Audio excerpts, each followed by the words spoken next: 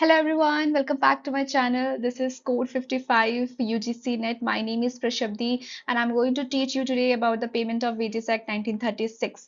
अगर आप UGC Net के aspirants हैं तो do let me know on any topic that you will be needing for the upcoming sessions और मैं वो definitely वो topics लेकर आऊंगी आपके लिए।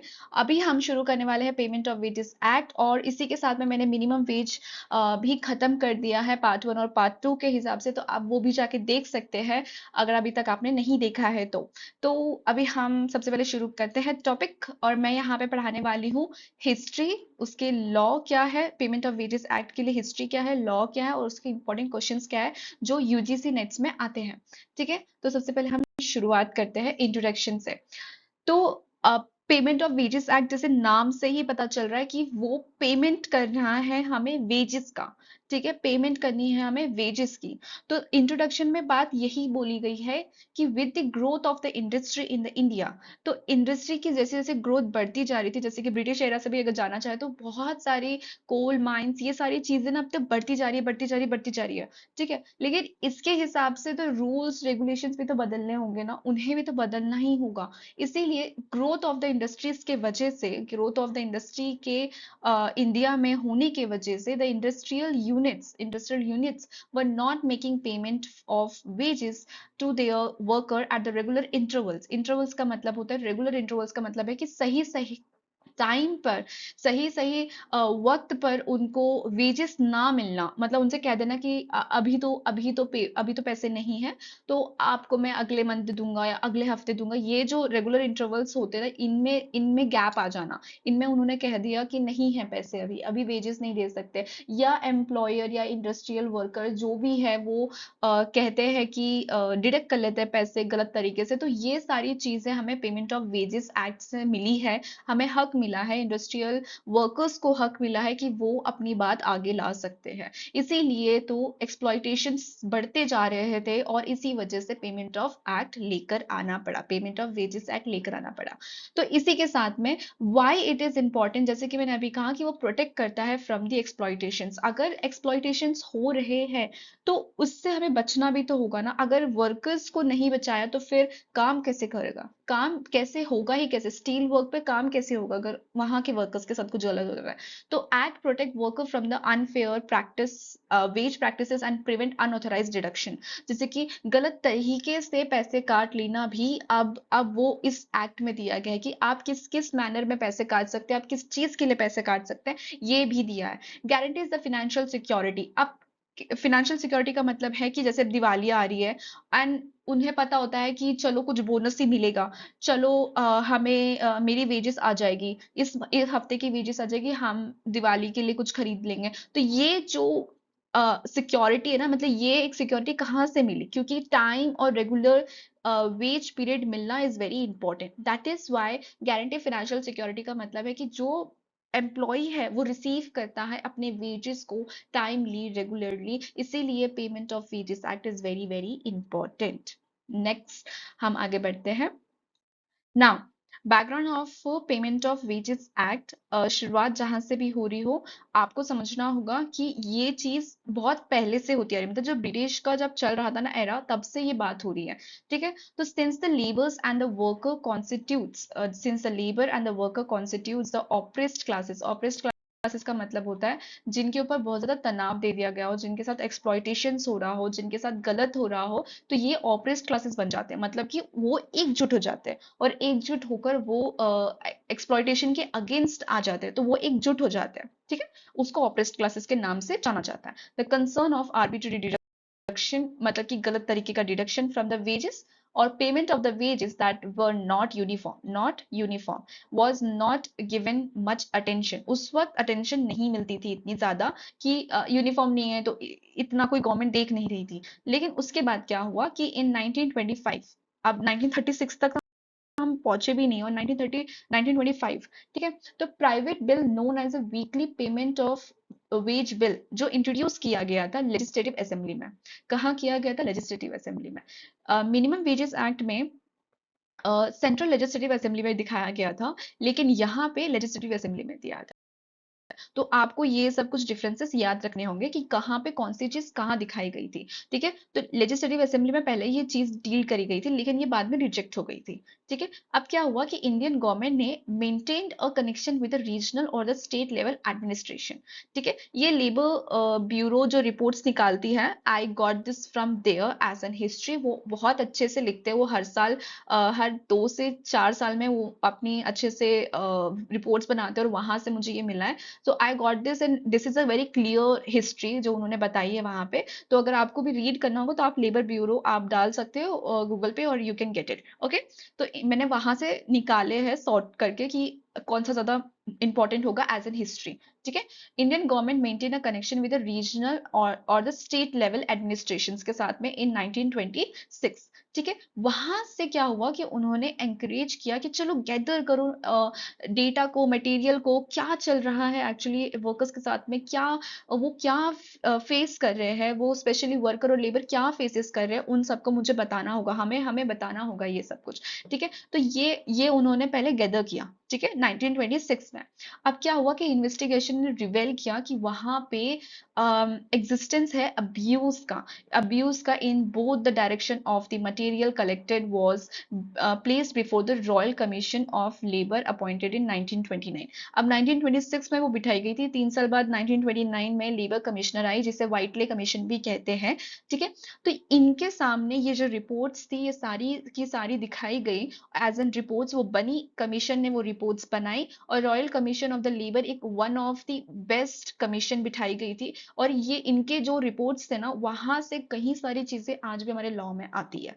ठीक है, उनके वजह से, जैसे फैक्ट्रीज एक्ट में भी है। ठीक है, उनके वजह से, इस कमीशन की रिपोर्ट्स की वजह से फैक्ट्रीज एक्ट में कई सारे कैंटीन्स, जैसे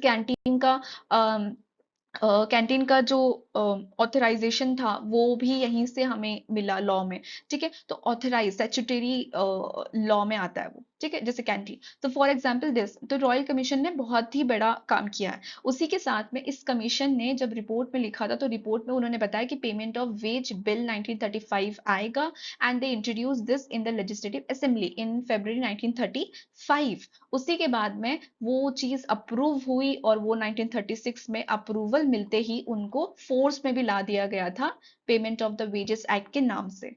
ठीक है, अब मैं आपको बता देती हूँ कि यहाँ से इंपॉर्टेंट क्या है आपको लिखना। ठीक है, पहली बात तो यह है कि इन्वेस्टिगेशन आई थी, तो किसके पास गए थे हम? यहाँ गए थे हम, रॉयल कमीशन ऑफ लेबर के पास गए थे। द रिपोर्ट्स जो कमीशन की थी, उसको क्या कहते हैं? Payment of wages bill 1935। अब वो इंट्रोड्यूस कहाँ हुई थी? लेजिस्लेटिव असेंबली में हुई थी, February 1935 में। बस इतना ही लिखना है, और फिर उसके बाद it is also known as the payment of wages act 1936। ये ऐसे आ गया था। लेकिन अगर आपको फिर भी लिखना होगा, तो ये लिख सकते हैं कि हाउएवर इन 1925, ये शुरुआत यहीं से कर सकते हो कि इस चीज को क्या कहते थे, प्राइवेट बिल को, तो ये कहते थे weekly payment of wages bill. Okay, ये कह सकते थे। तो आप यहाँ से इतना इतना ही नोट्स बनाना, आप अगर आपको लिखना ही होगा तो। ये सब तो आपको समझने के लिए, लेकिन अगर आपको लिखना होगा तो जो मैंने हाईलाइटेड किया, आप वो जरूर से भी ज्यादा लिख सकते हैं। अब आगे बढ़ते हैं हम ना। ऑब्जेक्टिव क्या है? ये लेबर लॉ, मतलब जो हमारे लॉ है उसी में है। ठीक है, तो ऑब्जेक्टिव क्या कहता है हमसे कि payment of wages act 1936 is beneficial legislation to regulate the payment of wages to certain classes. Mark the words again, certain classes. Certain classes बहुत इंपॉर्टेंट है ये समझना कि ये सारे क्लासेस के लिए, या ये सारे एम्प्लॉयमेंट के लिए नहीं, ये certain classes of the person employed in the industry, sorry, employed in the industry के लिए है।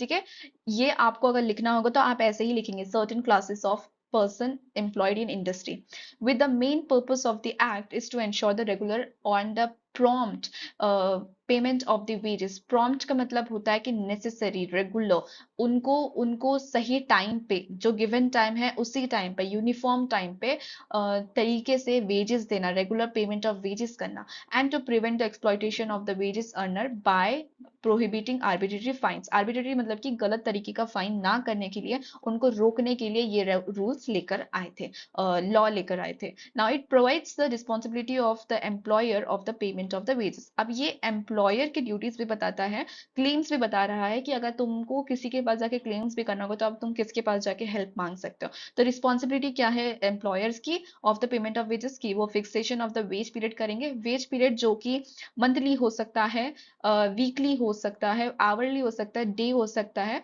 लेकिन कभी भी 1 मंथ से ज्यादा नहीं हो सकता। ठीक है, वेज पीरियड कभी भी 1 मंथ से ज्यादा नहीं हो सकता, ये शुड नॉट एग्जिस्ट। तो fixation of the wage period होगा। Time and the mode of the payment, time और मोड, टाइम का मतलब है कि अगर ज्यादा होंगे लोग तो 7 दिन में हो जाना चाहिए, 1000 से ज्यादा होंगे तो 10 दिन में हो जाना चाहिए, ये मोड होता है, सॉरी टाइम होता है। और मोड ऑफ पेमेंट के मतलब टाइम कैश में देना है कि चेक में देना है कि बैंक अकाउंट में देना है, कैसे देना है, ये मोड ऑफ है ना। Deduction which may be made and other connected matters, जो भी प्रिस्क्राइब मैनर के डिडक्शन दिए होंगे इस लॉ में, वो ही वो डिडक्ट कर सकते, कुछ एक्स्ट्रा का वहां से डिडक्ट नहीं कर सकते। ठीक है ना, आगे बढ़ते हैं। हाँ, अगर आपको यहाँ से भी लिखना होगा तो what you will write, this is very very important, this 3 lines are very very important. This is also very important, certain employment के लिए आता है, सर्टन क्लासेस ऑफ एम्प्लॉयमेंट्स के लिए। ठीक है, ये वेरी इंपॉर्टेंट जो मैंने हाईलाइट कर दिया, आप ये तो जरूर लिखेंगे ना। अम, अब बढ़ते हैं सेक्शन नंबर 1, जो कि सारे डेफिनेशंस होते हैं। ठीक है, तो सबसे पहले शॉर्ट टाइटल क्या होता है इसमें, इसको जाना किस तरह से जाता है, जाना किस नाम से जाता है, that is payment of wages act 1936। उसी के बाद में it is extended to the whole India, whole India. Okay, now it shall come into the force. Commencement क्या है, कमेंसमेंट एंड एप्लीकेशन कब होगी, it shall come into the force of such date as a central government में, central government, क्या यहाँ पे appropriate government का नाम लिखा है, क्या यहाँ पे स्टेट गवर्नमेंट का नाम लिखा है, नहीं। जब वो ऑफिशियली कब आएगी, जब सेंट्रल गवर्नमेंट अपॉइंट करेगी ऑफिशियल गेजेट्स पे।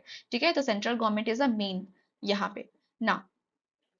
एप्लीकेशन कहाँ है, it applies in the first instance of the payment of the wages to person employed in any factory, to the person employed otherwise in a factory, upon any railway, by railway administration, or directly or through the subcontractor by a person fulfilling a contract with the railway administration. तो आपने यहाँ पे 4 नाम सुने, सब contractor भी है, contractor भी है, थ्रू वो कॉन्ट्रैक्टर है कि नहीं है, और रेलवे है, रेलवे एडमिनिस्ट्रेशन के थ्रू हुआ होगा तो तब हो सकता है, अगर वो किसी फैक्ट्री में है तब हो सकता है। ठीक है, तो इन 3-4 का नाम है कि जो लोग, जो एम्प्लॉय यहाँ पे एम्प्लॉयड होंगे, ये सर्टेन इंस्टेंट इस payment of the wages in पे एक्ट पे अप्लाई होते हैं, इस एक्ट पे अप्लाई होते हैं ना। अप्रोप्रिएट गवर्नमेंट में after giving 3 months, 3 months important है, हाँ जी इंपॉर्टेंट है। कितने कितने 3 मंथ्स का नोटिफिकेशन देगी, notice of its intention to do sowing by notification the official gazette extend the provision, ये जो प्रोविजंस है ना, ये जो एक्ट है, और any of them in the payment of wages to any class. ठीक है, अब समझ लो कि कोई डिफरेंट क्लास आई है, जैसे कि हमने पिछले इसमें पढ़ा था ना कि सर्टेन क्लासेस, अगर समझ लो कि कोई सर्टेन क्लास है और वो सर्टेन क्लास ऑफ पर्सन जो है एम्प्लॉयड है एस्टैब्लिशमेंट ऑफ द क्लासेस में। ठीक है, कोई अप्रोप्रिएट गवर्नमेंट है, अब अप्रोप्रिएट गवर्नमेंट को लगता है कि यहाँ पे भी ये पेमेंट ऑफ वेजेस एक्ट जो है 1936 ये अप्लाई होना चाहिए। तो मैं after giving 3 month of notice, ठीक है, 3 मंथ ऑफ नोटिस में वो लिख कर देंगे, वो बताएंगे कि यहाँ पे भी ये अप्रोप्रिएट है, ये जगह सही है, यहाँ पे भी ये क्लासेस में अप्लाई होना चाहिए। ठीक है, तो 3 मंथ का टाइम होगा ना। Now, this act applies to wages payable to an employed person in respect of the wage period. Okay, this act applies to wage payable to an employed, जो भी ये एक्ट उसी पे अप्लाई होगा जो वेज पेबल होता है, लेकिन उस पे भी एक लिमिट है। It the wage period should not exit 24,000 rupees, कितना, 24,000 पर मंथ। ठीक है, उसका जो वेज पीरियड है, जो उसको मिलता है मंथली, पर डे, आवर्स, जितना भी है, उसको 24,000 से एग्जिट नहीं करना चाहिए, उसको उसके अंदर ही मिलना चाहिए। पर ये आता कहाँ से, ये फिगर आती कहाँ से, तो कंज्यूमर एक्सपेंडिचर सर्वे है जो पब्लिश्ड होती है by National Sample Survey Organisation, ये इंपॉर्टेंट है। पीवाईक्यू भी है कि नेशनल सैंपल सर्वे यहाँ नहीं है पर पीएसयूज में है। ठीक है, यूजीसी में नहीं आया होगा लेकिन पीएसयूज में आता है। फॉर एग्जांपल आरसीएफ में अभी आया हुआ है। ठीक है, तो अगर आप कोई भी एग्जाम दे रहे हैं, कोई अदर एग्जाम्स दे रहे हैं पीएसयूज में जहाँ पे ये सारे लॉ आते हैं, डू रिमेंबर कि कौन है वो, National Sample Survey Organisation. The central government में after giving 5 years by notification in the official gazette specifically। तो ये कब कब जो फिगर्स है, ये जो रिपोर्ट्स में लिख कर आता है, पब्लिश होता है, ये किससे होता है? नेशनल सैंपल सर्वे से होता है।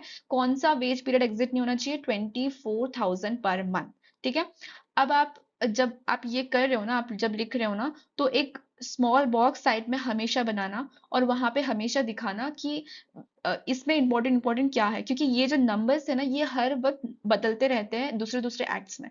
तो कहीं पे 500 रुपीज ही सिर्फ एग्जिट नहीं होना चाहिए, कहीं पे है कि 12,000 होना चाहिए, 15,000 है। तो आपको डिस्टिंग्विश करने के लिए याद रहेगा, आप हमेशा साइड में किसी अपने कॉपी के साइड में हमेशा लिखना कि नॉट एग्जिटिंग 24,000 इस एक्ट के लिए।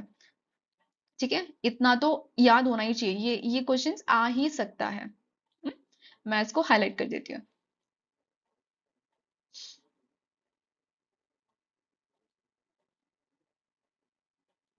ना। Next move. Now definitions. हमसे क्या कह रही है डेफिनेशंस की? सबसे पहले है कि appropriate government, section number 2I, that is appropriate government. Appropriate government जो कि सेंट्रल गवर्नमेंट भी हो सकती है और एक हो सकती है स्टेट गवर्नमेंट। तो इसका मतलब क्या है कि सेंट्रल गवर्नमेंट जैसे कि समझ लो कोई पीएसयूज है, कोई स्टील प्लांट है या कोई रेलवे एयर ट्रांसपोर्ट जैसे सर्विसेज होती है ना, तो अगर वहां पे सेंट्रल गवर्नमेंट जो है उनके रूल्स चलते हो, उनके अंतर्गत आती होगी वो कंपनी, वो इंडस्ट्री, तो वो वहां पे central government is the appropriate government. और वहीं पे अगर स्टेट गवर्नमेंट है कोई इन अदर केसेस, तो वो स्टेट गवर्नमेंट के लिए आ जाती है। कोई अदर फैक्ट्री होगी, कुछ भी होगा, तो वो अदर गवर्नमेंट जो भी होगी वो स्टेट गवर्नमेंट के लिए आ जाएगी। लेकिन यहाँ पे सेंट्रल गवर्नमेंट के अंतर्गत यहाँ पे अभी कौन आ रहा है? In relation to the railway, air transport service, mines and oil fields. Okay, और उसी के साथ में आप दूसरे इसमें पढ़ते हैं तो section number 2IA, employed person. अब आपको एम्प्लॉयड पर्सन का तो मतलब पता होगा कि कोई जो वहां पे काम कर रहा है, जो एम्प्लॉयड है, ठीक है, एम्प्लॉयड है, उस एस्टेब्लिशमेंट का काम कर रहा है। लेकिन अगर समझ लो किसी कारणवश, किसी किसी वजह से, किसी वक्त उस एम्प्लॉय की डेथ हो जाती है, डकीस्ट एम्प्लॉयड पर्सन, तो वहां पे क्या होगा? तो उस includes the legal representative of the deceased employed person. तो उसने नाम दिया होगा कि अगर if anything happens to me, the other things should be go to this person, so it is a legal representative। तो जो भी होगा वहां पे उनका, ठीक है। नाउ एम्प्लॉयर, एम्प्लॉयर कौन होगा? एम्प्लॉयर कौन होगा यहाँ पे? Includes the legal representative of the deceased employer. Okay, वही same meaning. Now I see, that is एक फैक्ट्री। फैक्ट्री क्या कहती है कि फैक्ट्री एक्ट 1948, 1948 में जिस तरह से फैक्ट्री को डिफाइन किया गया, वैसे ही पेमेंट ऑफ वेजेस एक्ट 1936 है। क्या इस तरह से पीवाईक्यू आते हैं? डेफिनेटली आते हैं। ठीक है, डेफिनेटली आते हैं। फॉर एग्जाम्पल कॉन्ट्रैक्ट एक्ट में भी है, कॉन्ट्रैक्ट लेबर एक्ट में जैसे जिस तरह से डिफाइन किया गया है, वैसे ही कहाँ और डिफाइन किया हुआ है वेजेस को, वो वैसे पूछते हैं। ठीक है, तो आपको यहाँ पे भी याद रखना है कि अगर पेमेंट ऑफ वेजेस एक्ट है तो उसको किस तरह से डिफाइन किया है, किसी और लॉ के हिसाब से। तो वो फैक्ट्रीज एक्ट है 1948। अब यहाँ पे आपको क्या याद रखना है? इफ आई एम सेइंग तो everything you have to remember. आपको अप्रोप्रिएट सेंट्रल गवर्नमेंट कौन सी चीजों को कंसिस्ट करती है, ये इंपॉर्टेंट है जानना, क्योंकि ये पीवाईक्यू आता है। ठीक है, उसी के बाद में एम्प्लॉयर और उसी के बाद में फैक्ट्री कहाँ पे आती है, ये इंपॉर्टेंट है। किस किस एक्ट के हिसाब से आती है? फैक्ट्रीज एक्ट 1948 के हिसाब से आती है ना। आगे बढ़ते हैं। इंडस्ट्रियल और अदर स्टैब्लिशमेंट, ये तो हद इंपॉर्टेंट है। इंडस्ट्रियल और अदर स्टैब्लिशमेंट में कौन कौन कवर होता है? इंडस्ट्रियल और अदर स्टैब्लिशमेंट का मतलब है कि ट्रामवे। आपको ये पता होगा, जो आपको पता होगा कोलकाता, कोलकाता पे रोड्स पे कैसे जो ट्रामवे चलती है for the passengers and all, तो वो अभी भी अगर चलती होगी तो इट्स ओके, इट्स गुड कि वो भी चलती है। तो ट्रामवे जो है उनके ऊपर जो सर्विसेज चलती थी ना, उनकी उनकी जो सर्विस चलती थी फॉर द गुड्स और पैसेंजर्स, तो वो ट्रामवे सर्विसेज इंडस्ट्रियल और अदर एस्टैब्लिशमेंट में इंक्लूड होती है। Air transport services, air transport मतलब कि airplane and all, air transport services other than military, naval और एयर फोर्सेस। ठीक है, जो भी एयर फोर्सेस, मिलिट्री, इन सब के, आर्मी के जो होते हैं ना, सिविल एविएशन डिपार्टमेंट जो इनको कवर करता है, जो कि जिसमें गवर्नमेंट का कोई हाथ नहीं होता है। ठीक है, जो गवर्नमेंट के उस गवर्नमेंट के अंतर्गत नहीं आती है, जो मिलिट्री, नेवल, एयरफोर्स इन सब के लिए आती है, वो अलग है उनके लिए। ठीक है, तो ये जो एयर ट्रांसपोर्ट सर्विसेज है, पर जो मिलिट्री और ये एयरफोर्स इन सब के लिए अलग, तो ये इसमें इंक्लूड नहीं होते हैं, ये इसमें इंक्लूड नहीं होता है। अब क्या हो गया कि ये बहुत इंपॉर्टेंट है। डॉक, क्या होता है डॉक का मतलब? ये होता है, ये ना आप आपने बहुत सारी मूवीज में भी देखा होगा, रियल लाइफ में भी देखा होगा, जो किनारे पे नाव लगती है, जो लेके जाते हैं ना, एक एक यहाँ से दूसरे उधर साइड लेके जाते हैं। आप मुंबई भी गए होंगे तो आप एलिफेंट वाला जो जगह है वहां पे भी आपको लेके जाते हैं ना, तो वो जो किनारे पे लगते हैं ना, तो इनको डॉक वाफ जेटी कहते हैं। यही है, वो ऐसे ही दिखता है। ठीक है, जहाँ पे नाव लगी होती है, तो इनके लिए भी इनको भी इंडस्ट्रियल एंड और अदर स्टैब्लिशमेंट में इंक्लूड किया गया है। किसमें किया गया है? पेमेंट ऑफ वेजेस एक्ट में किया गया है। ठीक है, inland vessels, mine, quarry, oil field, plantation, workshop और अदर स्टैब्लिशमेंट इन्हीं सब में आते हैं। तो आपको ऐसे याद रखना है। ओके, उसके बाद में ये मैंने अच्छा एग्जाम्पल ढूंढा और फिर आपको दिखाने के लिए कि आपको जल्दी से समझ में आए।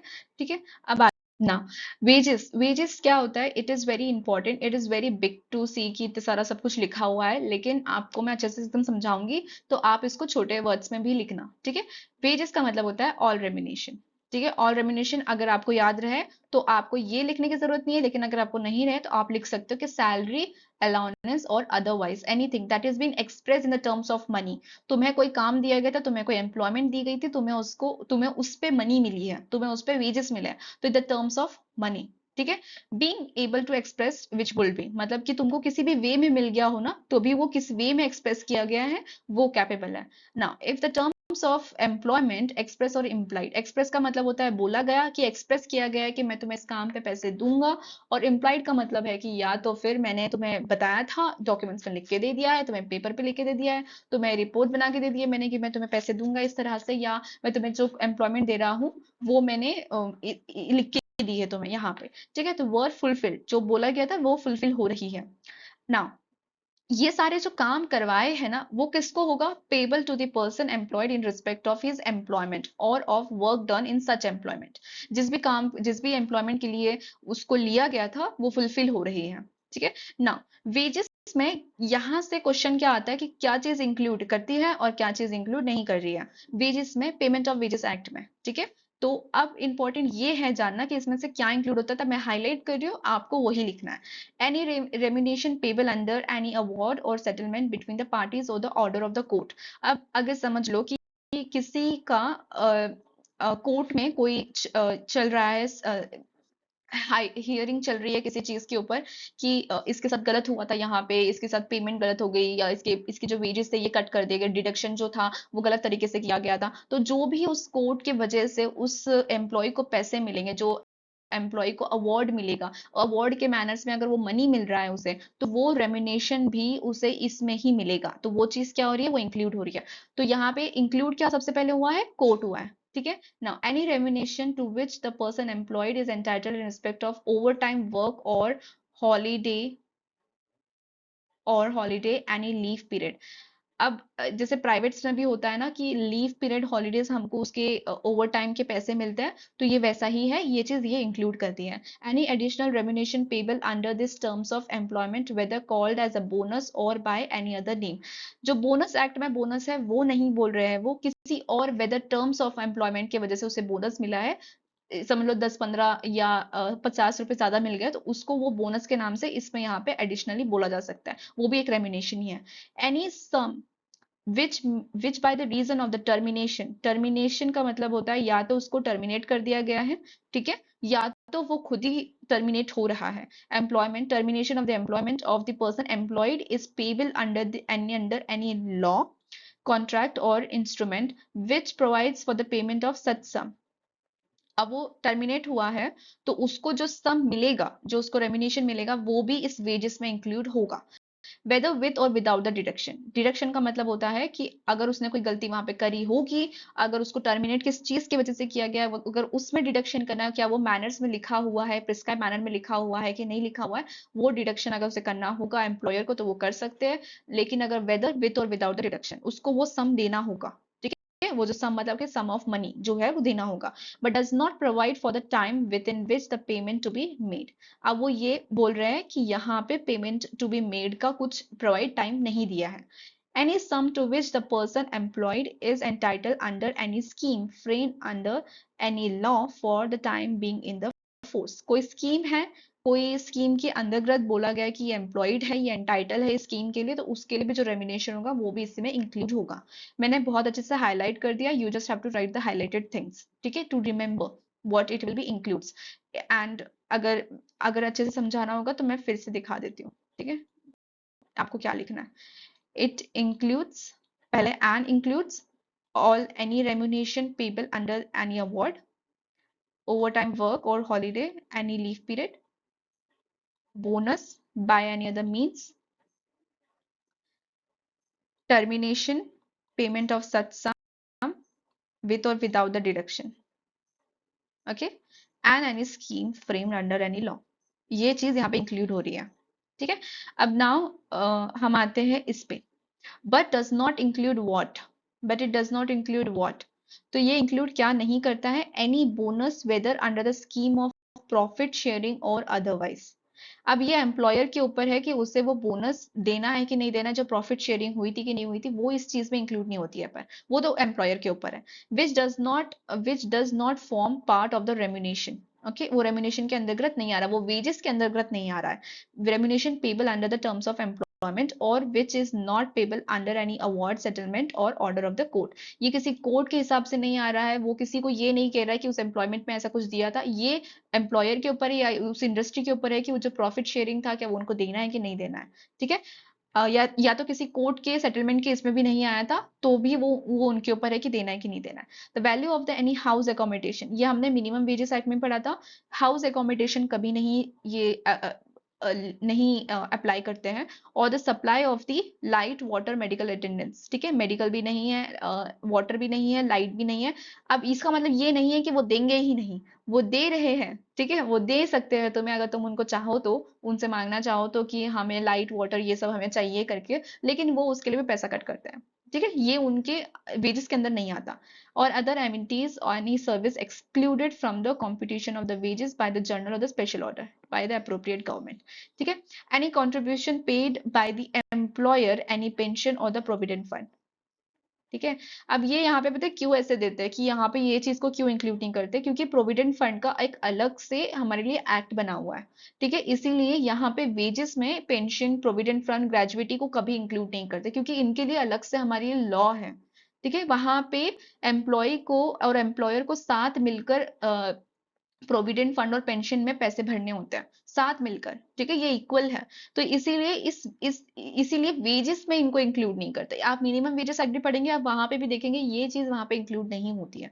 एनी ट्रैवलिंग अलाउंस और the value of the travelling concessions, ठीक है, कोई ट्रैवलिंग अलाउंस नहीं है। Any sum paid to the employed person to differ the special expenses entitled to him by the nature of his employment, and is some to the employed person, जो कि special expenses पे आते होंगे of his employment, कि चलो तुमने ये काम कर दिया है तो तुम कोई स्पेशल एक्सपेंसेस देना, मतलब कि तुमको मैंने चलो बोल दिया कि आज इससे चले जाओ करके, तो वो जो है वो भी इसमें इंक्लूड नहीं होता है वेजेस में, कि तुम आज ऑटो से चले जाओ, तो नहीं नहीं, ऐसे ऐसा नहीं है, I am sorry. Any gratuity payable on the termination of the employment in the case of other than those in the subsection D ना, कोई ग्रेजुएटी पेबल होनी है टर्मिनेशन ऑफ द एम्प्लॉयमेंट में, वो भी वेजेस में इंक्लूड नहीं होती, क्योंकि उसके लिए अलग से ग्रेजुएटी की हमारे पास में एक्ट है, ठीक है। तो जो मैंने हाईलाइट किया आप वही लिखेंगे फिर से, क्योंकि आपके लिए बहुत बड़ा हो जाएगा, that's why I am saying back to back, ठीक है। Now let's move forward. Section number 3, responsibility किसकी होगी हमारे पास of the payment of the wages. सबसे पहले है फैक्टरी। इन द फैक्ट्री में अगर किसी के पास रिस्पॉन्सिबिलिटी है तो कौन है जो रिस्पॉन्सिबल होगा, जो हमें पेमेंट करेगा, हमारे वेजेस की पेमेंट करेगा। ठीक है, तो अगर कोई फैक्ट्री है तो जो मैनेजर होगा वहां का, वो हमारे लिए एम्प्लॉयर बन जाएगा। इन द इंडस्ट्रियल और द अदर स्टैब्लिशमेंट में, if there is a person responsible to the employer for the supervision, कोई सुपरविजन कर रहा है या तो कंट्रोल ऑफ द इंडस्ट्रियल और द एस्टैब्लिशमेंट में कर रहा है, तो वो हमें पेमेंट करेगा। Require to paid under this act, वो हमें पेमेंट करेगा वेजेस की। Upon the railway, railway administration का कोई नॉमिनेटेड पर्सन होगा जो लोकल एरिया से होगा, जो रेलवे एडमिनिस्ट्रेशन को संभालेगा, तो जो नॉमिनेटेड पर्सन होगा वो वहां रेलवे के लिए हमारे नॉमिनेटेड पर्सन, हमारा वो इंसान बन जाएगा, वो एक एम्प्लॉयर बन जाएगा हमारे लिए, जो हमें पैसा देगा। In the case of the contractor, तो जो designated by the other such contractors, जो भी कॉन्ट्रैक्टर होगा in the charge of his और अंडर हिज चार्ज, जो भी वो एम्प्लॉइज लेकर आता है, जो कॉन्ट्रैक्टर लेकर आता है, वो ही उन्हें पैसा देगा। इन एनी अदर केसेस, जो भी पर्सन रिस्पॉन्सिबल होगा पेमेंट ऑफ वेजेस के लिए, जो अथॉरिटी उनको बिठाएगी कि तुमको ये प्रोविजन ऑफ द एक्ट है, तुमको यहाँ पे डेजिग्नेटेड किया गया है बाय द एम्प्लॉयर कि तुम यहाँ पे इन एम्प्लॉइज को पैसे दोगे। ठीक है, तो फैक्ट्री में कौन है? मैनेजर है। अगर इंडस्ट्रियल में है तो सुपरविजन होगा या जो कंट्रोलर होता है वो होगा।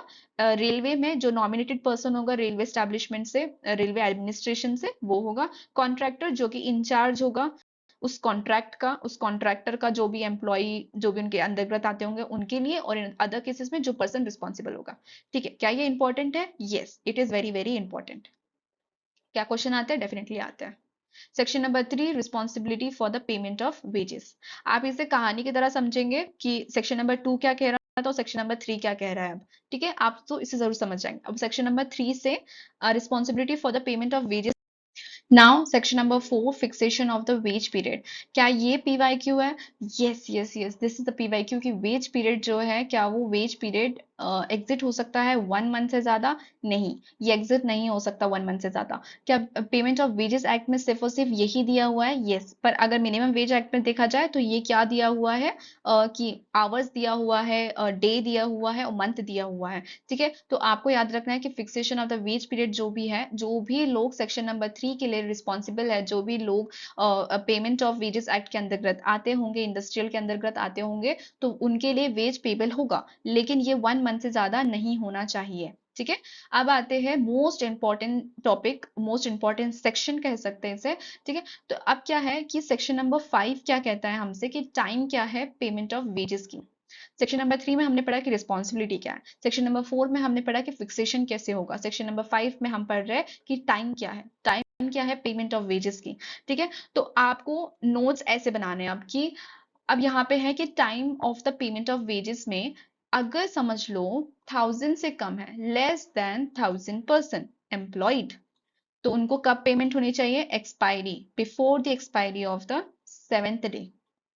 ठीक है, एक्सपायर 7th डे एक्सपायर होने से पहले उनको पेमेंट मिल जानी चाहिए, अगर लेस देन 1000 पीपल है तो।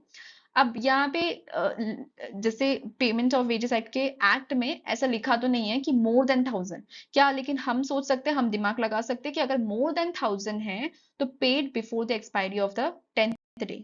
अगर मोर देन 1000 है तो 10th डे। ठीक है ना।